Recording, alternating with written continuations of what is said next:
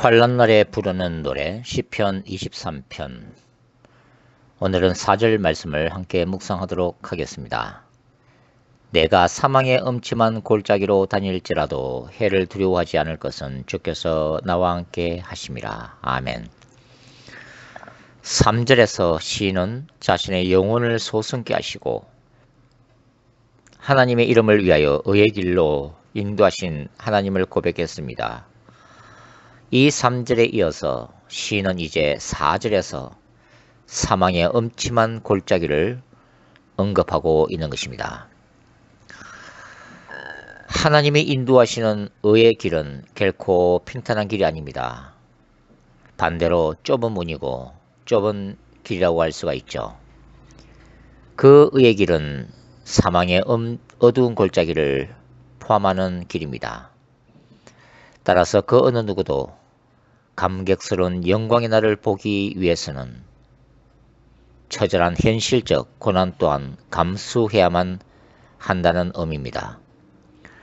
존 번연이 지은 책 철로 역정의 주인공처럼 신자는 천승문에 이르기까지 수많은 유혹들과 사탄의 공격들과 영적 장애물들을 극복하고 끝까지 걸어가야만 합니다. 전문가들에 따르면 팔레스틴의 목자들은 일반적으로 여름철에 그의 양떼들을 데리고 높은 산지로 올라갑니다.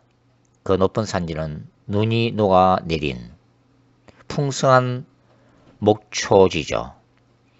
그러나 그 목초지에 올라가는 길은 대체로 몇 달이 걸리는 긴 여행입니다. 이 높은 산지에 이르는 길은 대부분 깊은 골짜기를 지나가게 되어 있습니다. 따라서 이 여정에는 많은 위험이 도사리고 있죠. 그 과정에는 예기치 않은 산사태도 있습니다. 산 주변의 급격한 기후변화로 말미암아 눈보라가 몰아치거나 폭우를 동반하는 험한 날씨를 만나기도 합니다. 그리고 산길이 대체로 험하거나 낭떠러지가 많기 때문에 매우 위험한 길이죠. 가는 도중에 생각지 못한 덜짐승의 습격을 받을 수도 있습니다. 그 외에도 수시로 발생할 수 있는 이멀전시, 많은 위험들이 도사리고 있는 길이죠. 따라서 목자가 대처해야 하는 상황이 한두 가지가 아닙니다.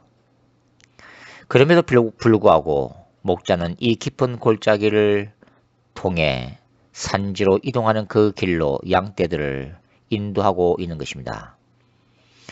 왜냐하면 이 골짜기야말로 산지에 이르는 가장 짧은 길이 대부분이기 때문입니다. 그리고 골짜기를 따라서 시냇물이 흐르기 때문이죠. 왜냐하면 도중에 갈증을 느끼게 될 경우에 양떼들에게 수시로 물을 먹일 수 있기 때문입니다. 또 이러한 물이 있는 곳에는 풍성한 꼴도 동시에 발견할 수가 있어서 양떼들을 배불리 먹일 수 있기 때문이죠. 시인은 자신이 직접 경험한 목자 생활에서 얻은 이 살아있는 교훈에 기초하여 노래하고 있습니다. 즉 자신이 걸어가는 험한 인생길에서도 하나님이 여전히 함께 하실 것이라는 거죠. 그 하나님이 자신을 지켜주실 것을 확신하고 있습니다. 그래서 감동적으로 다음같이 노래하고 있죠. 내가 또한 죽음의 그림자가 드리운 계곡을 걸을지라도 주께서 함께 계심으로 저는 악을 두려워하지 않을 것입니다. 주의 지팡이와 막대기가 저를 위로하시기 때문입니다. 시편 23편의 저자로 알려져 있는 다윗이라는 인물은 숱한 사망의 음침한 골짜기들을 많이 통과한 사람입니다. 그의 처절한 굴곡진 인생 가운데 많은 것들을 경험한 사람이죠. 사울 왕으로부터 시기와 질투를 받아 숱한 세월을 쫓겨다녔습니다. 그를 따르는 추종자들과 함께 숱한 밤을 추운 광야와 어두운 동굴 속에서 지내야 했던 적이 한두 번이 아니었죠. 그는 늘 사울왕에 의한 그 죽음의 위협에 시달렸던 사람입니다. 어떤 경우에 블레셋 땅에서 살아남기 위해 가드왕 아기스 앞에서 침을 질질 흘리며 미친 채 해야 했던 그런 경우도 있었죠. 먼저 살아남아야, 서바이벌 해야 부흥도 리바이벌도 있기 때문입니다.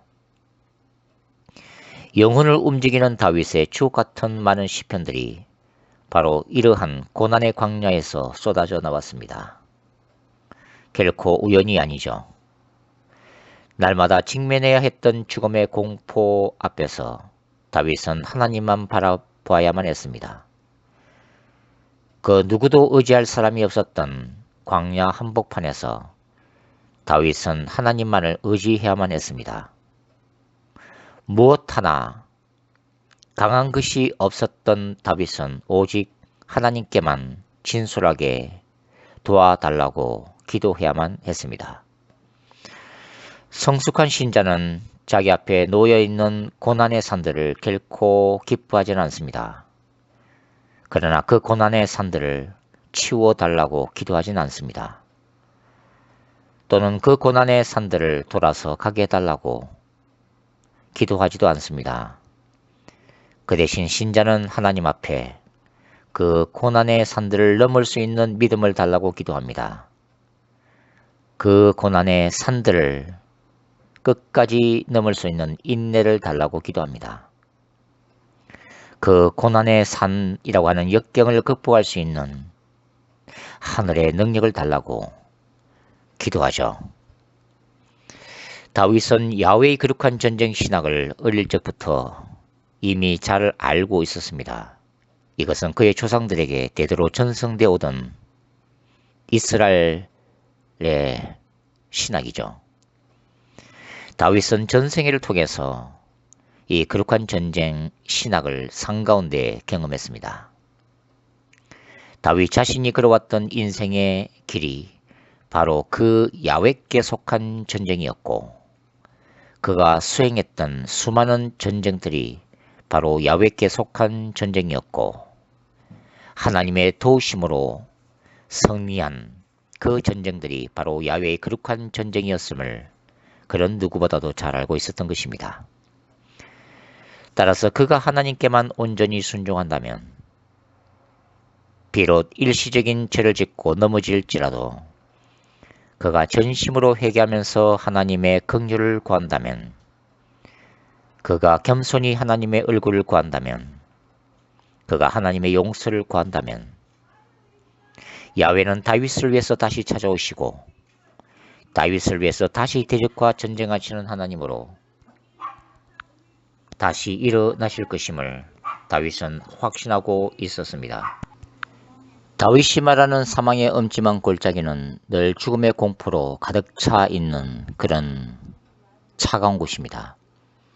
다윗이 말하는 사망의 엄침한 골짜기는 죽음의 권세 앞에서 떨 수밖에 없는 고통스러운 시간들로 가득 차 있는 곳입니다. 그것은 인간의 죄악된 본성을 부추기는 악의 존재가 생생하게 살아있는 곳이고, 인간의 연약함을 늘 공격하여 넘어뜨리고 그 생명을 파괴하는 악의 능력을 처절하게 경험하는 곳이기도 하죠. 양떼들이 직면하는 사망의 엄침한 골짜기는 어떤 곳일까요? 양떼들을 습격하여 굶주린 배를 채우고자 하는 이리떼들이 울부짖는 곳입니다. 그 사망의 엄침한 골짜기는 갑자기 폭풍우가 쏟아져 양떼들의 온몸을 차갑게 적셔서 냉기 속에 때로는 양떼들을 죽어가게 만드는 곳이기도 합니다. 양떼들이 직면하는 사망의 엄침한 골짜기는 양떼들이 낭떠러지에서 발을 헛디뎌 배랑 밑으로 떨어지게 만드는 곳이기도 하죠. 그 사망의 엄침한 골짜기는 양떼들로 하여금 예상치 못한 질병에 감염되어 죽어가게 만드는 위험으로 가득 찬 곳이기도 합니다. 그러나 그럼에도 불구하고 그 사망의 음침한 골짜기에는 언제나 양떼들을 사랑하고 위엄을 지켜주는 주인된 목자가 함께 존재하는 곳이기도 합니다. 목자는 지치고 위험에 노출된 양떼들을 덜짐승의 위험으로부터 최대한 깨어 보호하기 시작합니다. 목자는 모든 지형과 기후를 수시로 살피고 양떼들을 틈틈이 깊은 골짜기에 존재하는 풍성한 꼴과 푸른 초장이 널린 시냇가로 인도합니다. 목자는 눈보라와 폭우가 쏟아질 때면 벼랑과 낭떠러지 사이에 자리 잡은 아늑한 동굴로 양떼들을 인도하기도 하죠. 이것이 우리를 향한 하나님의 놀라운 은혜라는 말씀입니다. 우리가 숱한 고난으로 지치고 힘들어할 때 우리의 목자 되신 주님은 어느새 우리 곁으로 다가오십니다. 때로는 그분이 따뜻한 마음을 가진 주변 사람들 통해 우리를 위로해 주시기도 합니다. 고난의 폭우 가운데 우리의 영혼이 찬비에 젖어 냉랭하게 주저앉고 있을 때 주님은 찾아오셔서 폭풍우를 피할 수 있는 평강의 자리로 인도해 주십니다. 그리고 지친 곳에서, 넘어진 곳에서 먹고 힘을 내서 다시 걸어갈 수 있도록 많은 것들을 공급해 주십니다. 그리고 폭풍우가 그친 뒤 저 멀리 무지개가 아름답게 펼쳐진 산지의 목초지를 바라보게 하십니다. 바로 그곳을 바라보면서 다시 걸어가야 될 인생의 목적과 비전과 소망을 바라보면서 일어나도록 힘을 주시는 주님이십니다. 그렇습니다. 저와 여러분에게 주시는 그분의 부르심과 사명이 있기 때문에 그 사명을 다하는 그날까지 목자 되신 주님은 우리와 동행하실 것입니다. 우리가 비록 고난의 광야에서 연단을 받기도 하고 영혼의 어두운 밤을 통과하기도 하고 사망의 엄침한 골짜기로 다니기도 하지만 우리는 우리의 사명이 다하는 그날까지 결코 이 땅에서 그냥 죽을 수는 없습니다. 계시록 11장의 두 증인들이 그들에게 주어진 사명을 다하기까지 결코 사탄과 마지막 짐승이 그들의 목숨을 앗아갈 수 없도록 주님이 보호하신 것처럼 우리 또한 마찬가지죠. 우리 곁에는 성령님이 계십니다. 우리를 위로하시는 분, 우리를 붙잡아 주시는 분, 우리에게 능력을 주시는 분, 성삼위 하나님의 한 분으로 세상을 창조하셨고 보혜사 진리의 성령으로 불기둥과 구름기둥같이 우리의 곁에서 우리를 위로하시는 분이십니다. 치유하시고 능력 주시는 그분이 우리와 함께 하시죠. 주님은 세상 끝날까지 우리와 함께 하시겠다고 약속하셨습니다. 그러므로 오늘도 바로 그 주님 앞에서 이렇게 우리는 기도할 수밖에 없습니다. 사랑하는 주님, 오늘도 힘든 사망의 엄침한 골짜기로 다닙니다. 하나님, 오늘도 절망의 광야 가운데 홀로 서 있습니다. 그러나 절망하지 말게 하시고 무너지지 말게 하시고 포기하지 말게 하시고 하나님, 주님께서 함께하여 주셔서 이 영혼의 어두운 밤을 다 통과하기까지, 죽음의 엄침한 골짜기를 다 통과하기까지, 이 연단의 광야에서 졸업하는 그날까지 우리와 함께하여 주옵시고 우리를 지켜주옵시고 인도하여 주옵소서. 예수님의 이름으로 기도드립니다. 아멘.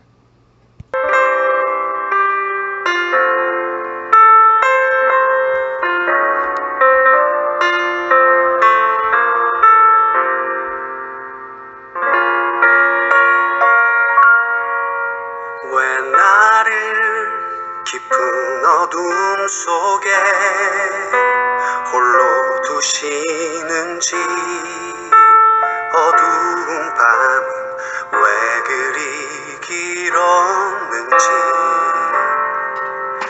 나를 고독하게 나를 낮아지게 세상 어디도 기댈 곳이 없게 하셨네.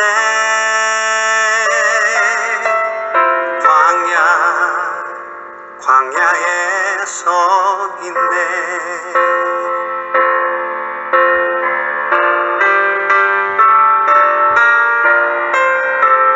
주님만 내 도움이 되시고 주님만 내 빛이 되시는 주님만 내 친구 되시는 광야. 주님 손 놓고는 단 하루도 살 수 없는 곳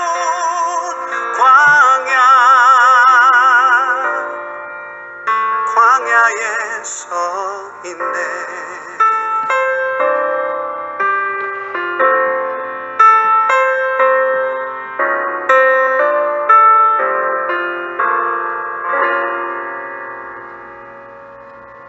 왜 나를 깊은 어둠 속에 홀로 두시는지 어두운 밤은 왜 그리 길었는지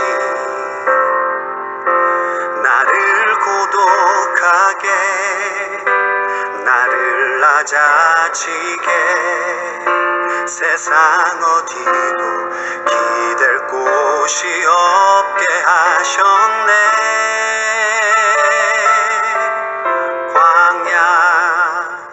광야에 서 있네.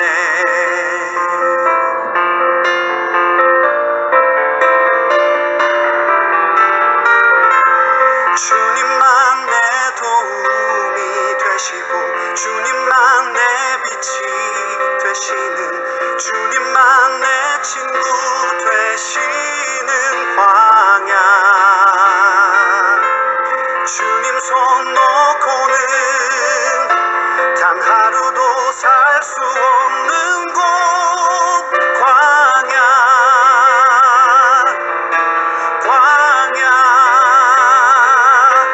주께서 나를 사용하시려 나를 더 정결케 하시려 나를 택하여 보내신 그곳 광야.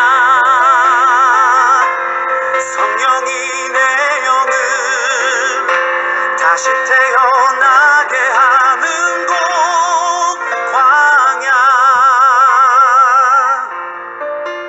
광야에 서 있네.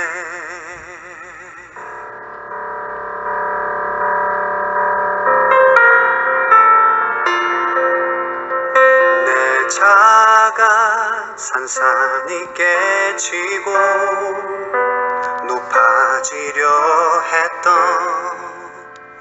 내 꿈도 주님 앞에 내어놓고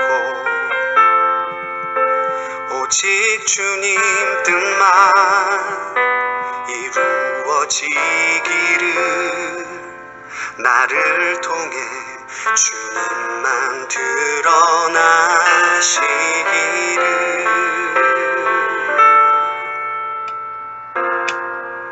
광야를 지나며